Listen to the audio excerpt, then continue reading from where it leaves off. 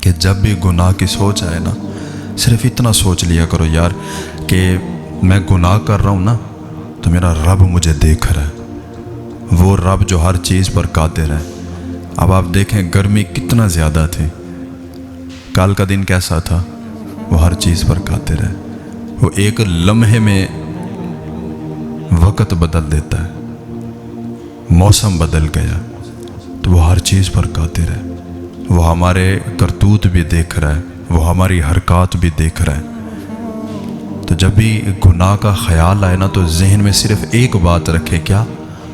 کہ میرا رب مجھے دیکھ رہا ہے۔ پھر دوسری بات یہ ذہن میں آنی چاہیے کہ جو مرضی ہو جائے مرنا ضرور ہے،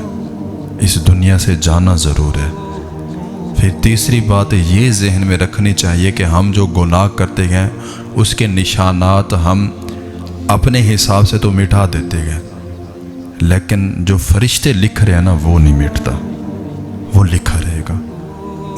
تو کوئی ایسی جگہ ہی نہیں ہے جہاں پر ہم گناہ کر سکیں۔ اور یہ موبائل جو ہے یہ آج ہماری نوجوان نسل کے پاس، ہمارے بھائیوں کے پاس آیا ہے، یہ بڑی کام کی چیز ہے، اس میں ہر قسم کی سہولت ہے، نیٹ بھی موجود ہے، اس پہ سگنل بھی آتے ہیں، مطلب آپ پاکستان میں کسی بھی کونے میں بیٹھے ہوں، آپ پوری دنیا میں جہاں مرضی آپ کسی سے بات کرنا چاہیں کر سکتے ہیں۔ اور یہ نہیں کہ صرف آڈیو کال، ویڈیو بھی جو کرنا چاہیں کر سکتے ہیں۔ اور کبھی آپ نے سوچا ہے کہ جب ہم اکیلے ہوتے ہیں، تنہا، اس وقت اللہ رب العزت کی طرف سے ایک آزمائش ہوتی ہے، وہ کیا ہوتی ہے کہ گناہ کرنا آسان ہو جاتا ہے۔ اب ہم بندوں کے سامنے تو گناہ نہیں کر سکتے، میں اب اس سے بڑی بات اور کچھ نہیں کر سکتا،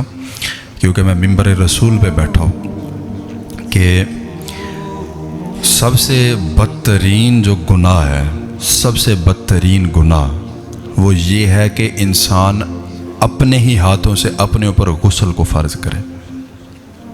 اور تنہائی میں یہ چیز جو ہے نا وہ تھوڑی آسان ہو جاتی ہے، اور یہ آزمائش ہوتی ہے رب تعالیٰ کی طرف سے۔ جب تنہا ہم بیٹھے ہوتے ہیں تو کیا ہوتا ہے، گناہ کرنا آسان ہو جاتا ہے، تو پھر رب تعالیٰ آزماتا ہے کہ کون سا میرا بندہ ہے جو مجھ سے ڈرتا ہے۔ اور یقین جانے جس کی تنہائی پاک ہے نا اس کی محفلیں بھی پاک ہیں، جس کی تنہائی پاک ہے اس کی جوانی پاک ہے، جس کی تنہائی پاک ہے سمجھ لیں کہ اس نے اپنے رب کو راضی کر رکھا ہے۔ آپ جہاں مرضی بیٹھ کے چھپ کے گناہ کریں، آپ دنیا والوں سے چھپ گئے ہیں، لیکن فرشتوں سے اور رب تعالیٰ سے آپ نہیں چھپ سکتے۔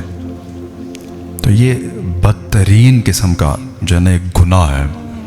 جو ہماری نوجوان نسل اس میں دن بدن پھنستی چلی جا رہی ہے، کیونکہ اس نے بہت کچھ آسان کر دیا ہے، بہت زیادہ۔ اگر ہم اس کو اچھے طریقے سے استعمال کریں تو یہ ہمارے لیے بہت اچھا ایک جو ہے نا وہ آلہ ثابت ہو سکتا ہے، لیکن جس طرح کا ماحول چل رہا ہے، جس طرح کے معاملات چل رہے ہیں، یہ دن بدن ہمارے نوجوان بھائیوں کو نا عذاب الہی میں مبتلا کر رہے ہیں۔ یہ ڈیوائس جو ہے، یہ ایک چھوٹی سی ڈیوائس ہے، یہ ہمارا ایمان خراب کر گئی ہے، اس نے سب کچھ ہمارا تباہ و برباد کر دیا۔